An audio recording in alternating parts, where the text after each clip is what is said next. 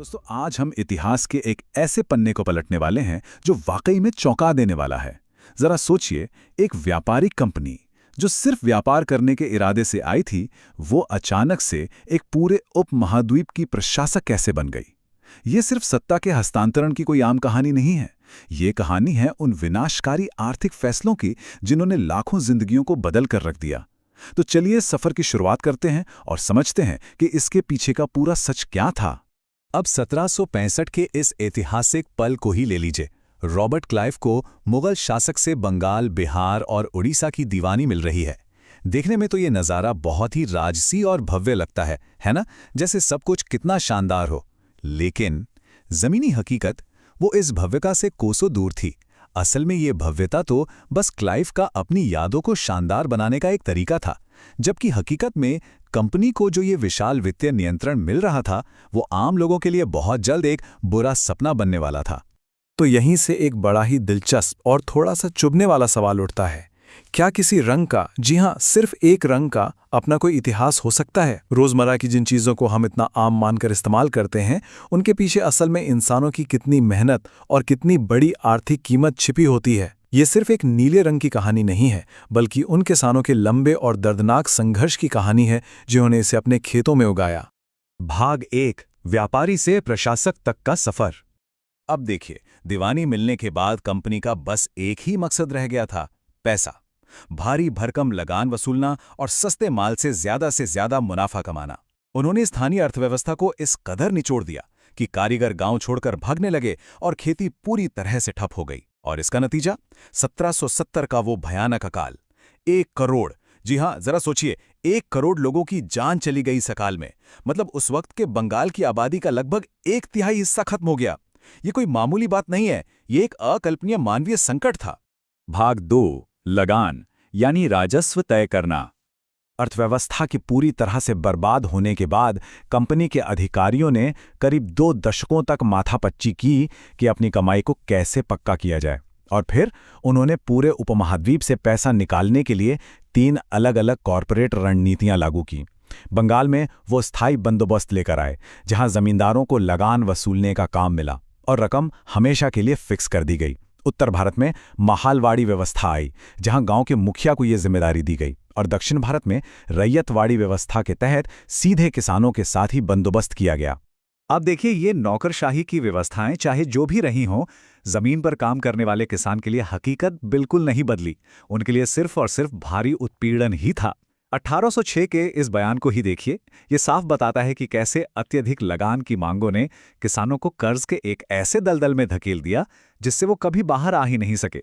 अगर वो लगान नहीं चुका पाते तो सीधे उस जमीन से बेदखल कर दिए जाते थे जिस पर वो पीढ़ियों से खेती कर रहे थे। चलिए अब अगले हिस्से पर चलते हैं। भाग 3, नील की बढ़ती मांग। अब इन कपड़ों पर जरा गौर कीजिए। इन दोनों में जो गहरा खूबसूरत नीला रंग है ना, वो बहुत कुछ कहता है। बाईं तरफ भारत का अपना पारंपरिक कलमकारी प्रिंट है और दाईं तरफ 19वीं सदी के इंग्लैंड का मशहूर मॉरिस कॉटन प्रिंट। ये जो समृद्ध नीला रंग आप देख रहे हैं, यही वो धागा है जो ग्रामीण भारतीय खेतों को सीधे यूरोप के हाई एंड फैशन से जोड़ता था। आपको बता दूं, यूरोप में नीला रंग बनाने के लिए एक और पौधा होता था जिसे वोड कहते थे, लेकिन वहां के कपड़ा रंगने वाले वोड के हल्के और फीके रंग से बिल्कुल भी खुश नहीं थे। उन्हें तो नील का वो चमकीला, गहरा और जीवंत नीला रंग ही चाहिए था। और उनकी इस भारी पसंद ने नील को एक ऐसा अंतर्राष्ट्रीय उत्पाद बना दिया जिसकी मांग को वहां की सरकारें चाहकर भी नजरअंदाज नहीं कर सकती थीं। लेकिन फिर 1780 के दशक में एक बहुत बड़ा भूचाल आया। दुनिया भर में नील की सप्लाई अचानक आधी रह गई। क्यों? क्योंकि कैरिबियन द्वीपों के बागानों में काम करने वाले गुलामों ने वहां की क्रूर परिस्थितियों के खिलाफ भारी विद्रोह कर दिया था। अब जब वहां से नील आना बंद हो गया तो ब्रिटेन की सांसें अटक गईं। अपनी बढ़ती औद्योगिक जरूरतों को पूरा करने के लिए उन्होंने फौरन अपना पूरा ध्यान भारत की तरफ मोड़ दिया। भाग 4, खेती की व्यवस्थाएं। आइए देखते हैं कि जमीन पर इस फसल को उगाने की असल कीमत क्या थी। भारत में नील उगाने के लिए कंपनी और बागान मालिकों ने मुख्य रूप से 2 तरीके अपनाए, निज और रैयती। निज व्यवस्था में बागान मालिक जमीन को सीधे कंट्रोल करते थे, लेकिन इसमें उन्हें बड़े खेत और मजदूरों की कमी जैसी भारी मुश्किलों का सामना करना पड़ा। इसलिए नील उत्पादन का ज्यादातर हिस्सा रैयती व्यवस्था के तहत ही आया और इसमें किसानों को मजबूर किया जाता था कि वो अपनी ही जमीन पर नील उगाने का कॉन्ट्रैक्ट साइन करें। असल में ये रैयती व्यवस्था किसानों के लिए एक ऐसा कर्ज का जाल था जिससे निकलना नामुमकिन था। होता यह था कि किसानों को कम ब्याज पर नकद एडवांस तो दे दिया जाता था, लेकिन शर्त ये होती थी कि उन्हें अपनी सबसे उपजाऊ जमीन, जिस पर वो बेहतरीन धान उगा सकते थे, उसके 25% हिस्से पर नील बोना होगा। नील तो मिट्टी की सारी ताकत ही चूस लेता था और जब फसल कटती तो किसानों को इतने कम पैसे मिलते थे कि उनका शुरुआती कर्ज कभी चुकता ही नहीं होता था। वो बस इस दुष्चक्र में फंसकर रह जाते थे। और सिर्फ खेत ही नहीं, एक बार फसल कारखाने में पहुंच जाए उसके बाद रंग तैयार करने का जो प्रोसेस था वो तो और भी ज्यादा कमर तोड़ देने वाला था। पहले नील के पत्तों को गर्म पानी के हौद में घंटों तक खमीरीकरण के लिए भिगोया जाता था। फिर उस पूरे घोल को एक दूसरे हौद में डालकर लगातार डंडों से पीटा और मथा जाता था और एकदम आखिर में नील के गूदे को निकालकर सुखाया जाता था। इस पूरी अमानवीय प्रक्रिया को जरा एक मजदूर के नजरिए से सोचकर देखिए। उन्हें कमर तक गहरे पानी में खड़े रहकर लगातार 8 घंटे से भी ज्यादा समय तक उस केमिकल वाले घोल को डंडों से पीटना पड़ता था। जरा सोचिए, उस मुनाफा कमाने की अंधी दौड़ में एक इंसान के लिए वो शारीरिक श्रम कितना भयानक और कष्टदायक रहा होगा। और यही इंसानी बेबसी 1860 में हाजी मुल्ला नाम के एक किसान की गवाही में बिल्कुल साफ छलकती है। जब उनसे नील आयोग ने पूछताछ की तो उनका जवाब एकदम सीधा था। उन्होंने कहा कि वो किसी भी कीमत पर नील नहीं बोएंगे, इसके लिए उन्हें अपना देश क्यों ना छोड़ना पड़े या भीख ही क्यों ना मांगनी पड़े।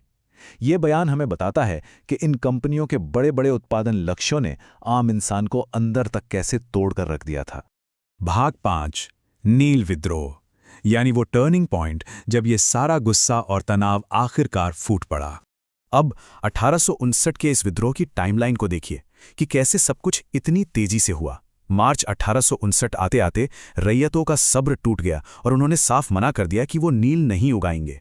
उन्होंने सीधे कारखानों पर हमले बोल दिए। सबसे दिलचस्प बात ये थी कि उन्हें अपने गांव के मुखियाओं का भी पूरा समर्थन मिला और तो और ये अफवाह भी आग की तरह फैल गई कि ब्रिटिश सरकार भी किसानों के ही पक्ष में है। इस अफवाह ने तो विद्रोह की आग में जैसे घी का काम किया। उस दौर के ये गीत उनकी जबरदस्त सामूहिक एकता की गवाही देते हैं। अब किसान चुपचाप जुल्म सहने के मूड में बिल्कुल नहीं थे। घरों के महिलाओं ने भी रसोई के बर्तनों और भालों के साथ इस लड़ाई में हिस्सा लिया। किसानों ने ठान ली थी कि वो बागान मालिकों के लठैतों का डटकर मुकाबला करेंगे, चाहे जो हो जाए। आखिरकार इस भारी विद्रोह के आगे सरकार को झुकना पड़ा और उन्हें नील आयोग का गठन करना पड़ा। और जानते हैं इस आयोग ने क्या कहा? उन्होंने आधिकारिक तौर पर किसानों की शिकायतों को बिल्कुल सही माना। उन्होंने बागान मालिकों को उनके दमनकारी और जबरदस्ती वाले तरीकों के लिए दोषी ठहराया और यह साफ कर दिया कि नील की खेती किसानों के लिए किसी भी तरह से मुनाफे का सौदा नहीं है। इसके बाद तो किसानों ने नील उगाने से साफ इनकार कर दिया और बंगाल में नील का उत्पादन ताश के पत्तों की तरह ढह गया।